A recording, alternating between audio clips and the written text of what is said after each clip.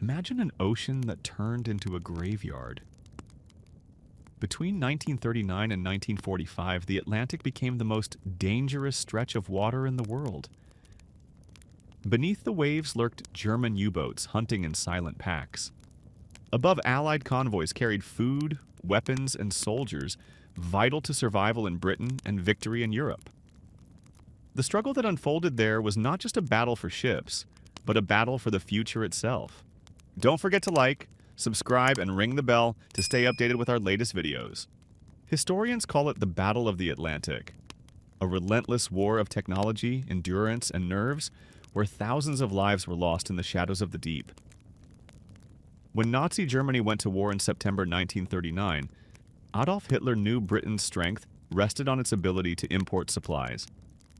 If the Atlantic lifeline could be severed, Britain might be starved into submission before American power could fully join the war. To achieve this, Germany turned to its submarine fleet, the U-boats, or Unterseeboote. Small, cramped, and deadly, these submarines could slip past surface patrols, unleash torpedoes, and vanish beneath the waves. Grand Admiral Karl Dönitz, commander of the U-boat arm, envisioned a wolf pack strategy. Groups of submarines working together to overwhelm convoys and sink their escorts. The first phase of the campaign from 1939 to 1941 went heavily in Germany's favor. British anti-submarine tactics were outdated, and sonar equipment, known then as ASDIC, had limited range. Convoys were often poorly escorted, leaving merchant ships exposed. German U-boats prowled the North Atlantic and waters near Ireland, sinking hundreds of vessels. One of the earliest victims was the passenger liner Athenia, torpedoed just hours after Britain declared war. Panic spread through the seas, and merchant sailors quickly realized they were on the front lines of a hidden war. Life aboard a U-boat was brutal. Crews endured weeks in cramped quarters, with stale air, limited rations, and constant danger. Yet their successes turned them into heroes in Nazi propaganda. Commanders like Gunther Prien, who sank the battleship HMS Royal Oak inside Scapa Flow in 1939, became national icons. Each sinking was celebrated at home, but in the Atlantic it meant more hardship for Britain, which relied on imported grain, oil, and weapons. By early 1941, Britain was losing ships faster than it could replace them. Winston Churchill later admitted that the U-boat threat was the only thing that truly frightened him during the war. The tide began to shift as the Allies improved their defenses. Convoy systems became better organized, with warships and long-range patrol aircraft assigned to guard merchant vessels. The introduction of HFDUF, high-frequency direction finding, allowed Allied escorts to track U-boat radio transmissions. Codebreakers at Bletchley Park achieved a breakthrough by deciphering the German Enigma cipher, giving Allied commanders advanced knowledge of U-boat positions. Though the Germans frequently updated their codes, these intelligence victories provided crucial advantages in routing convoys around danger zones. Despite these advances, 1942 brought what U-boat crews called the second happy time. After the United States entered the war, German submarines began attacking unescorted shipping along the American East Coast. Coastal cities like New York and Miami were slow to enforce blackouts, and U-boats hunted silhouetted ships against the glow of city lights. Tankers carrying oil from the Gulf of Mexico became prime targets. Within months, hundreds of ships were destroyed, spreading fuel slicks and debris along American beaches. Only when the U.S. Navy adopted convoy tactics and improved patrol coverage did the losses begin to decline. By 1943, the Battle of the Atlantic reached its climax. Germany deployed new milch cow submarines, large supply U-boats that refueled others at sea, to extend patrols deep into the mid-Atlantic. Don't forget to like, subscribe, and ring the bell to stay updated with our latest videos. But Allied countermeasures had also reached new heights. Long-range aircraft like the B-24 Liberator closed the notorious air gap, where convoys once sailed without protection. Radar-equipped planes could now spot U-boats on the surface at night. Escort carriers provided air cover across vast stretches of ocean. Depth charges became more effective, and the introduction of forward-throwing weapons like the Hedgehog allowed escorts to attack submarines without losing sonar contact. The result was devastating for the U-boat fleet.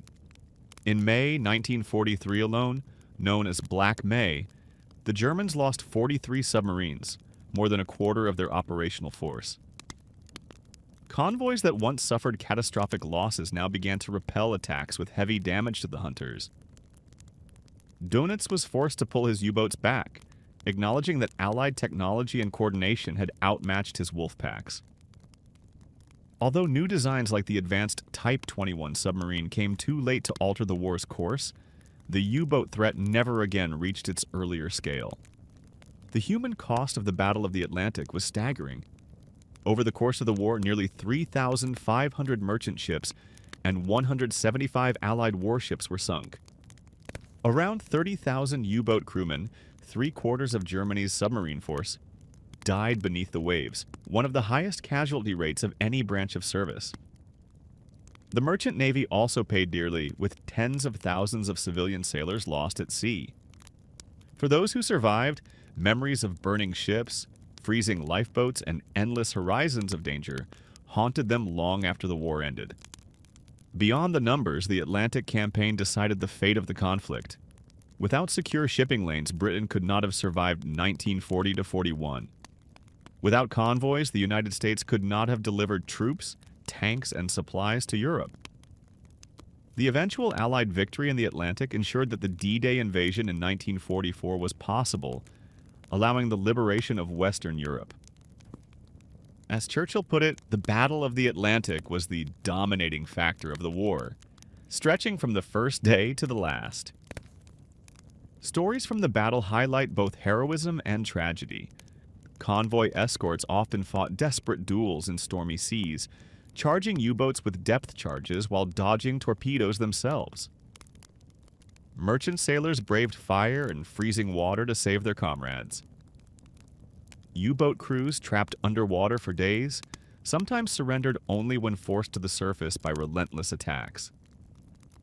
Wrecks discovered on the ocean floor in recent decades, ships still laden with cargo, submarines preserved in silence, stand as ghostly memorials to those who fought and died.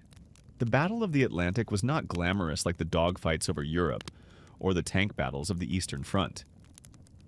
It was a slow, grinding war of attrition, fought in the dark beneath the waves and in the endless expanse of open ocean. Yet it was one of the most crucial battles of the Second World War. Without victory at sea, there could have been no victory on land. Today, when we look at the calm waters of the North Atlantic, it is hard to imagine the ferocity of that struggle. But beneath those waves lie the remains of thousands of ships and submarines, silent witnesses to a war that shaped the modern world. The hunt for the U-boats, the so-called Fatherland's wolves of the deep, was a defining chapter of the 20th century, a reminder that control of the seas often decides the fate of nations. If this dive into the hidden war of the Atlantic captured your imagination, share your thoughts in the comments and subscribe for more explorations of history's untold battles. What do you think was the decisive factor, technology, intelligence, or sheer determination, that turned the tide against the U-boats and secured the Allied lifeline across the ocean?